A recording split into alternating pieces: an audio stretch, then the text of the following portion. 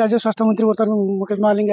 आज जाजपुर जिला गस्तर कौ कौ अंचल कर कौन परिस्थिति रही है बर्तमान पचार सर आज जो आसिले आप जाजपुर जिला सर कौ अंचल गले सर कौन परिस्थिति आप देखो आसला बेलू आम बड़चणा आमर धर्मशाला मधुबन आम डिस्ट्रिक्ट हेडक्वार्टर हॉस्पिटल एठी आम जाजपुर रोड यही पेसेंट मान सहित कथबार्ता हेलु ता सहित आमर डॉक्टर मान सहित कथबार्ता हो जिला एडमिनिस्ट्रेशन सहित कथबार्ता हो दुई तीन कारण जो कथा मुझे कहती उपरे आम गुरुत्व आरोप करुचु। प्रथम कथाटी है जे आम आपको केमिति आउ अन्य 9 जनों व्यापीब ना आउट चेन टाक ब्रेक कर दरकार से आमर वाटर सोर्स गुड़ा जी अच्छी डिसइनफेक्शन करा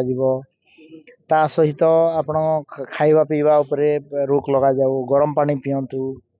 एवं विशेषकर जो मानू लक्षण देखागला ज्वर कि झाड़ार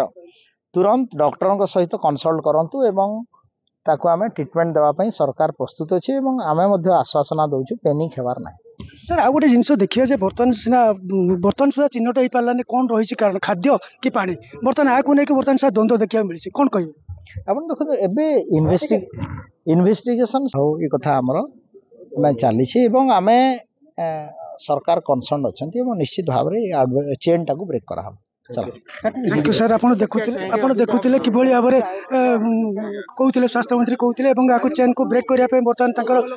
प्राय सरकारी स्तर में बर्तमान समस्त प्रकार प्रस्तुत चलती खूब शीघ्र आपको ब्रेक कर मंत्री कहते। जाजपुर प्रकाश राउत कनक न्यूज।